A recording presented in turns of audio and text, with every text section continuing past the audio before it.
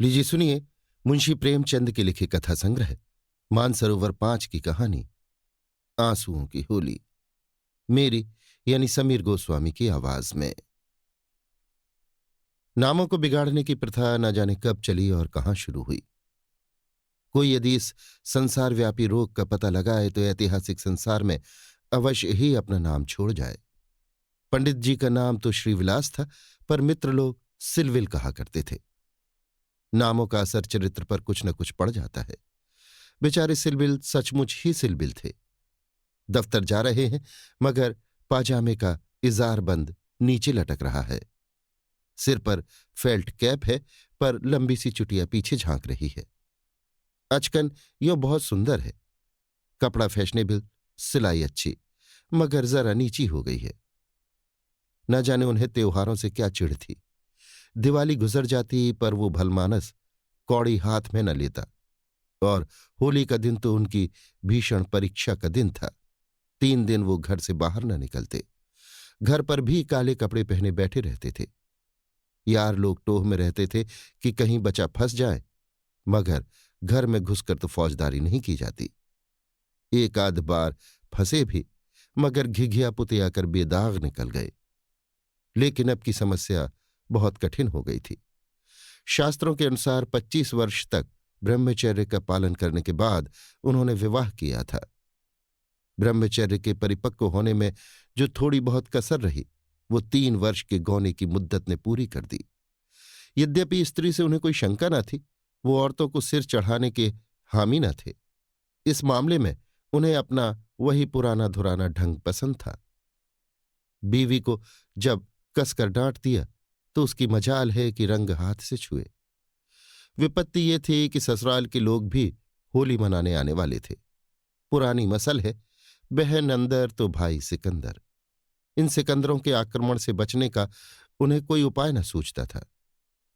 मित्र लोग घर में न जा सकते थे, लेकिन सिकंदरों को कौन रोक सकता है। स्त्री ने आंख फाड़कर कहा, अरे भैया, क्या सचमुच रंग न घर लाओगे? ये कैसी होली है बाबा? सिलविल ने त्योरियां चढ़ाकर कहा, बस मैंने एक बार कह दिया और बात दोहराना मुझे पसंद नहीं। घर में रंग नहीं आएगा और न कोई छुएगा। मुझे कपड़ों पर लाल छींटे देखकर मतली आने लगती है। हमारे घर में ऐसी ही होली होती है। स्त्री ने सिर झुकाकर कहा, तो नाला ना रंग संग। मुझे रंग लेकर क्या करना है? जब तुम ही रंग न छुओगे तो मैं कैसे छू सकती हूं? सिलबिल ने प्रसन्न होकर कहा, निस्संदेह यही साध्वी स्त्री का धर्म है। लेकिन भैया तो आने वाले हैं, वो क्यों मानेंगे? उनके लिए भी मैंने एक उपाय सोच लिया है। उसे सफल करना तुम्हारा काम है। मैं बीमार बन जाऊंगा, एक चादर ओढ़कर लेट रहूंगा। तुम कहना इन्हें ज्वर आ गया, बस चलो छुट्टी हुई। स्त्री ने आंखें नचाकर कहा, ए नौज, कैसी बातें मुंह से निकालते हो? ज्वर जाए मुद्दई के घर, यहां आए तो मुंह झुलस दू निगोड़े का। तो फिर दूसरा उपाय ही क्या है? तुम ऊपर वाली छोटी कोठरी में छिप रहना। मैं कह दूंगी उन्होंने जुलाब लिया है, बाहर निकलेंगे तो हवा लग जाएगी। पंडित जी खिल उठे, बस बस, ये सबसे अच्छा। होली का दिन है, बाहर हाहाकार मचा हुआ है। पुराने जमाने में अबीर और गुलाल के सिवा और कोई रंग न खेला जाता था। अब नीले, हरे, काले सभी रंगों का मेल हो गया है और इस संगठन से बचना आदमी के लिए तो संभव नहीं। हाँ, देवता बचें तो बचें। सिलबिल के दोनों साले मोहल्ले भर के मर्दों, औरतों, बच्चों और बूढ़ों का निशाना बने हुए थे। इन्होंने भी एक हंडा रंग घोल रखा था। सिकंदरी हमले कर रहे थे। बाहर के दीवान खाने के फर्श, दीवारें, यहां तक कि तस्वीरें भी रंग उठी थीं। घर में भी यही हाल था। मोहल्ले की ननदें भला कब मानने लगी थी। परनाला तक रंगीन हो गया था। बड़े साले ने पूछा, क्यों री चंपा, क्या सचमुच उनकी तबीयत अच्छी नहीं? खाना खाने भी ना आए? चंपा ने सिर झुकाकर कहा, हाँ भैया, रात ही से कुछ पेट में दर्द होने लगा। डॉक्टर ने हवा में निकलने को मना कर दिया है। जरा देर बाद छोटे साले ने कहा, क्यों जी, क्या भाई साहब नीचे नहीं आएंगे? ऐसी भी क्या बीमारी है, कहो तो ऊपर देखाऊं? चंपा ने उसका हाथ पकड़कर कहा, नहीं नहीं, ऊपर मत जियो। वो रंग बंग न खेलेंगे? डॉक्टर ने हवा में निकलने को मना कर दिया है। दोनों भाई हाथ मलकर रह गए। सहसा छोटे भाई को एक बात सूझी। जीजी जी, जीजा जी के कपड़ों के साथ क्यों ना होली खेले? वे तो नहीं बीमार है। बड़े भाई के मन में भी ये बात बैठ गई। बहन बेचारी अब क्या करती। सिकंदरों ने कुंजियां उसके हाथ से ले ली और सिलबिल के सारे कपड़े निकाल निकाल कर रंग डाले। रूमाल तक न छोड़ा। जब चंपा ने उन कपड़ों को आंगन में अलगनी पर सूखने को डाल दिया तो ऐसा जान पड़ा मानो किसी रंगरेज ने ब्याह के जोड़े रंगे हों। सिलबिलू पर बैठे बैठे ये तमाशा देख रहे थे, पर जबान न खोलते थे। छाती पर सांप लौट रहा था। सारे कपड़े खराब हो गए। दफ्तर जाने को भी कुछ न बचा। इन दुष्टों को मेरे कपड़ों से न जाने क्या बैर था। घर में नाना प्रकार के स्वादिष्ट व्यंजन बन रहे थे। मोहल्ले की एक ब्राह्मणी के साथ चंपा भी जुटी हुई थी। दोनों भाई और कई अन्य सज्जन आंगन में भोजन करने बैठे तो बड़े साले ने चंपा से पूछा, कुछ उनके लिए भी खिचड़ी विचड़ी बनाई है? पूरियां तो बेचारे आज ना खा सकेंगे। चंपा ने कहा, अभी तो नहीं बनाई, अब बना लूंगी। वाह रे तेरी अक्ल! अभी तक तुझे इतनी फिक्र नहीं कि वो बेचारे खाएंगे क्या? तू तो इतनी लापरवाह कभी ना थी। जा निकालना जल्दी से चावल और मूंग की दाल। लीजिए खिचड़ी पकने लगी। इधर मित्रों ने भोजन करना शुरू किया। सिलबिल ऊपर बैठे अपनी किस्मत को रो रहे थे। उन्हें इस सारी विपत्ति का एक ही कारण मालूम होता था, विवाह। चंपा न आती तो ये साले क्यों आते? कपड़े क्यों खराब होते? होली के दिन मूंग की खिचड़ी क्यों खाने को मिलती? मगर अब पछताने से क्या होता है। जितनी देर में लोगों ने भोजन किया उतनी देर में खिचड़ी तैयार हो गई। बड़े साले ने खुद चंपा को ऊपर भेजा कि खिचड़ी की थाली ऊपर दे आए। सिलबिल ने थाली की ओर कुपित नेत्रों से देखकर कहा, इसे मेरे सामने से हटा ले जाओ। क्या आज उपास ही करोगे? तुम्हारी यही इच्छा है तो यही सही। मैंने क्या किया? सवेरे से जुटी हुई हूं। भैया ने खुद खिचड़ी डलवाई और मुझे यहां भेजा। हाँ, वो तो मैं देख रहा हूं कि मैं घर का स्वामी नहीं, सिकंदरों ने उस पर कब्जा जमा लिया है।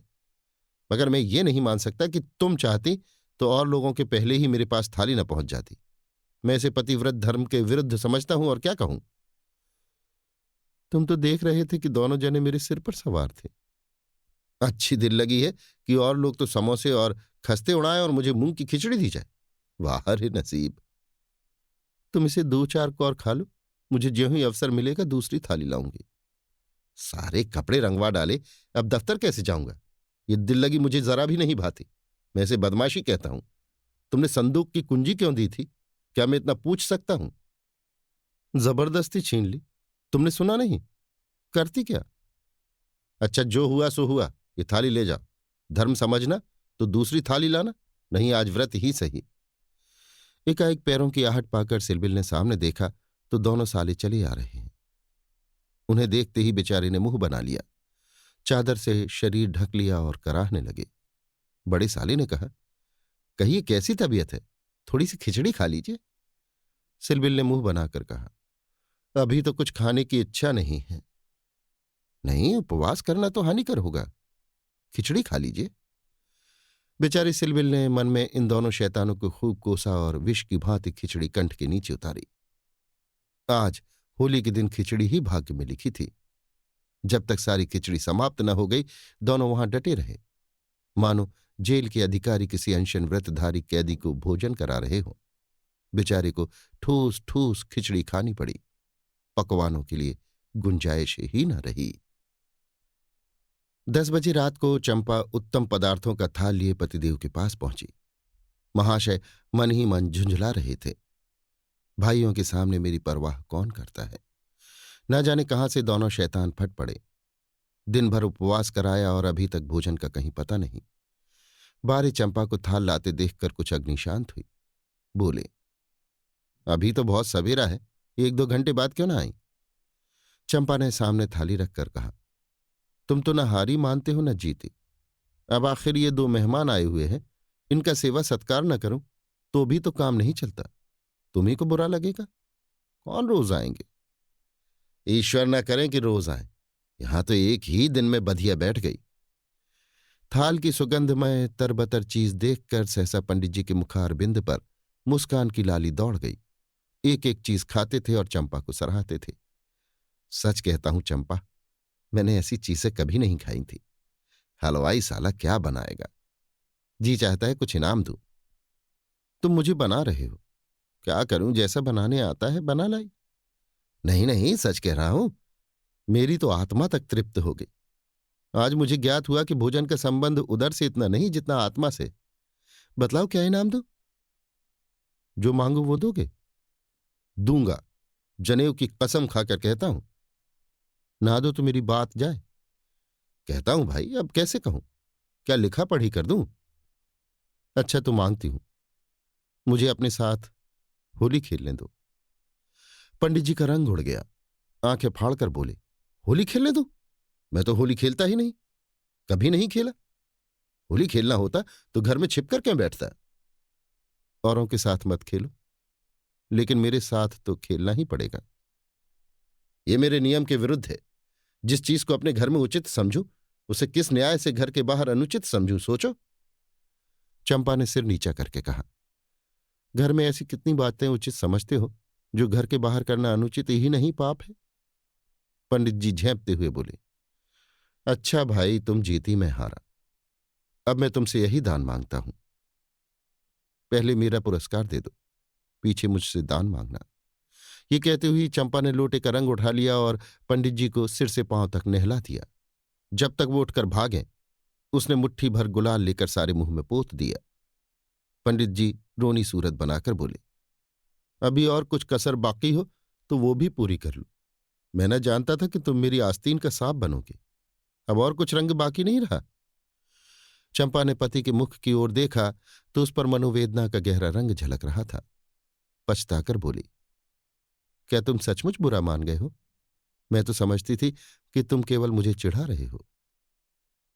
श्रीविलास ने कांपते हुए स्वर में कहा, नहीं चंपा, मुझे बुरा नहीं लगा। हाँ, तुमने मुझे उस कर्तव्य की याद दिला दी जो मैं अपनी कायरता के कारण भूल बैठा था। वो सामने जो चित्र देख रही हो, मेरे परम मित्र मनहर नाथ का है, जो अब संसार में नहीं है। तुमसे क्या कहूं, कितना सरस, कितना भावुक, कितना साहसी आदमी था। देश की दशा देख देख कर उसका खून जलता रहता था। 19-20 भी कोई उम्र होती है, पर वो उसी उम्र में अपने जीवन का मार्ग निश्चित कर चुका था।